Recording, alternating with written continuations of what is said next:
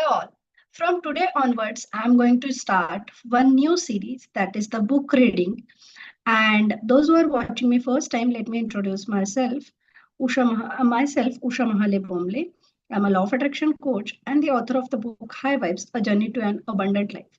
So, which book I'm going to start to read? So, every day I'll be reading the 10 minutes the book, and you might not be knowing, or you might be knowing, the famous book for the law of attraction is the Ask and It Is Given by Esther and Jerry Hicks. So this is the book which I'm going to start reading for today. And every day I'll be coming live and reading the book for 10 minutes. So you can see that this is the first page, that is the Ask and It Is Given.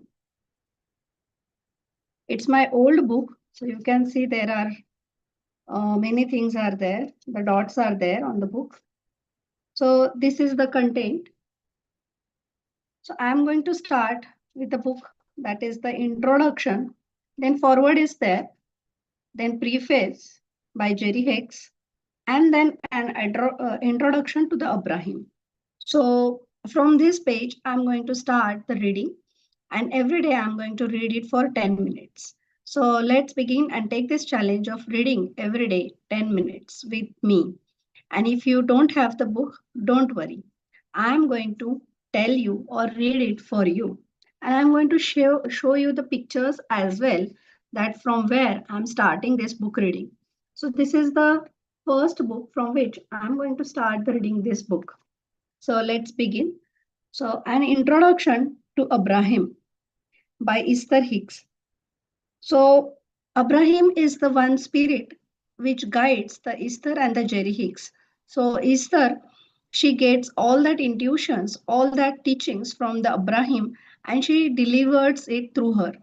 So it's a most important, or you can say the beautiful book which you should read for the law of attraction when you are starting your law of attraction journey. So if you have not read, please read it with me, or at least listen to me. So let's begin. An Introduction to Abraham by Esther Hicks. She speaks with spirits. Our friends said, she will be here next week and you can make an appointment with her. Ask her anything you like. That's about the last thing on this earth that I would ever want to do. I thought, but at the same time, I heard Jerry, my husband, saying, we really would like to make an appointment. How do we how do we go about doing that? That was 1984. And in the 4 years that we would been married, we would never had an argument or even exchange crosswords. We were two joyous people, living happily ever after with each other and compatible on nearly every subject that came up. So Jerry and the Esther, they were married with each other, and Jerry was a husband and Esther was a wife. The only discomfort that I ever felt was when Jerry would entertain friends with one of his stories from 20 years earlier, relating his experiences with the Ouija board.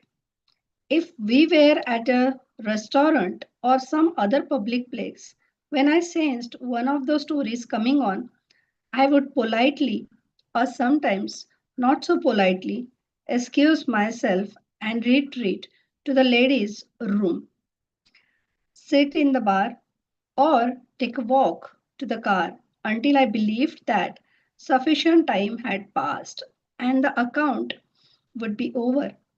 Happily, Jerry eventually stopped telling those stories when I was around.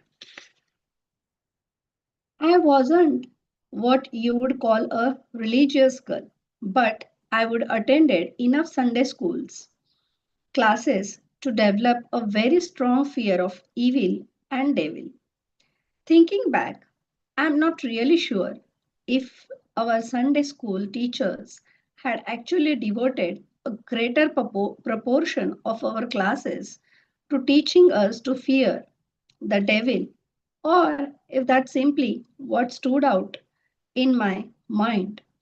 But that is, for the most part, what I remember from those years. So I would been thought I carefully avoided anything that would possibly have any connection to the devil. One time, when I was a young woman, I was sitting in a drive in theater and happened to look out the back window of the car at the other movie screen and saw a horrible scene from The Exorcist, a movie that I would purposely avoided seeing. And that I saw without hearing the sound affected me so strongly that I had nightmares for a weeks. Her name is Sheila. Our friend told Jerry, I will make the appointment for you and let you know. Jerry spent the few days writing down his questions. He said he had some that he would saved up since he was a small child. I didn't make a list. Instead, I struggled with the idea of going at all. As we pulled into the driveway of a beautiful house in the heart of Phoenix, Arizona, I remember thinking, what am I getting myself into? We walked up to the front door, and very nice woman greeted us and showed us into a lovely living room where we could wait for our scheduled appointment. The house was large, simply but beautifully furnished and very quiet. I remember feeling a sort of reverence, like being in a church. Then being then big door opened and 20 sorry and two pretty women dressed in fresh, brightly colored cotton blouses and skirts entered the room. Apparently, we were the first appointment after lunch. Both women looked happy and refreshed. I felt myself relax a little bit. Maybe this wasn't going to be so weird after all. Soon, we were invited into a lovely bedroom where three chairs were situated near the foot of the bed. Sheila was sitting on the edge of the bed, and her assistant sat in one of the chairs with a small tape recorder on the table beside her. Jerry and I sat in the other two chairs, and I braced myself for whatever was about to happen. The assistant explained that Sheila was going to relax and release her consciousness. And then Theo, a non physical entity, would address us.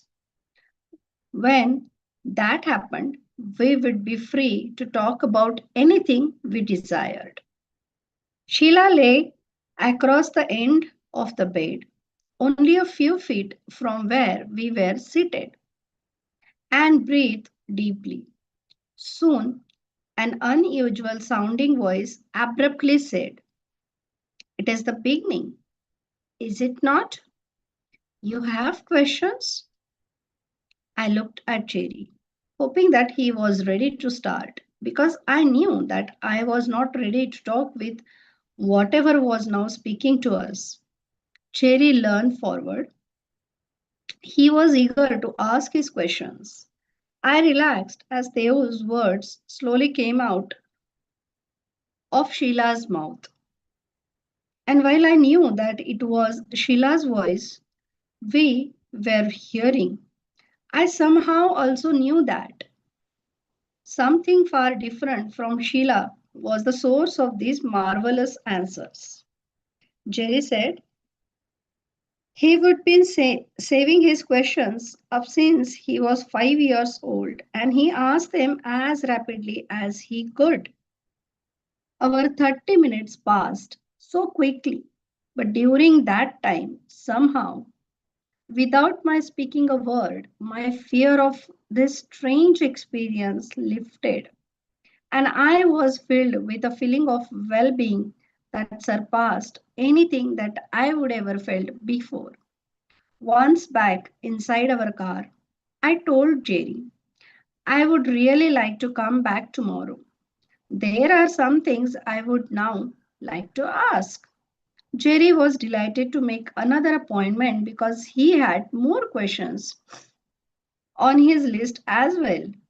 About halfway through our allotted time on the following day, Jerry reluctantly relinquished the remaining minutes to me.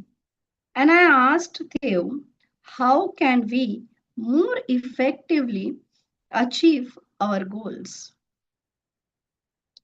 The answer came back: meditation and affirmations.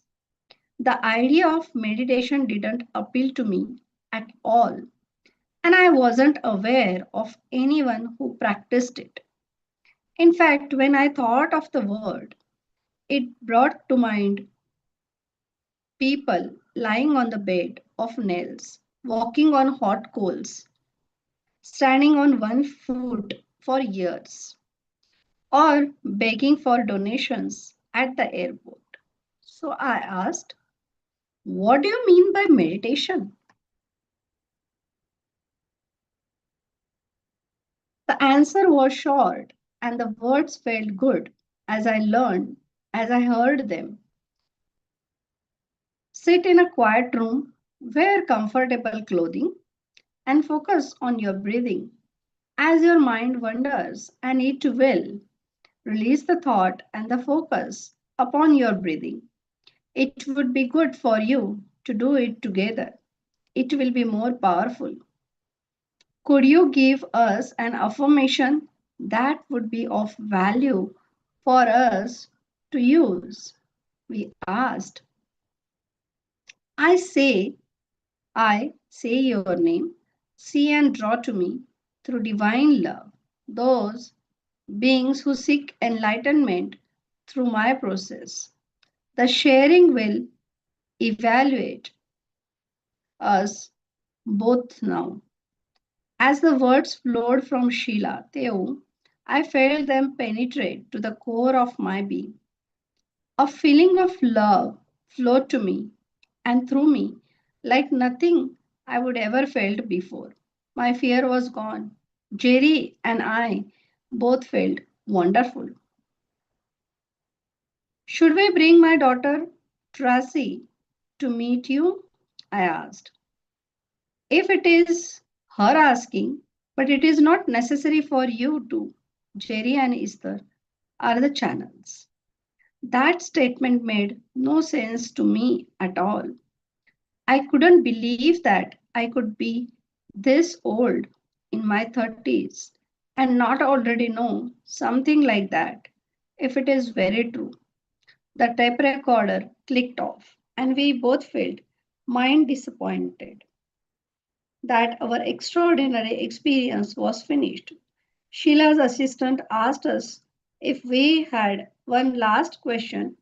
Would you like to know the name of your spiritual guide? She asked. I would have never asked that, for I had never heard the term spiritual guide.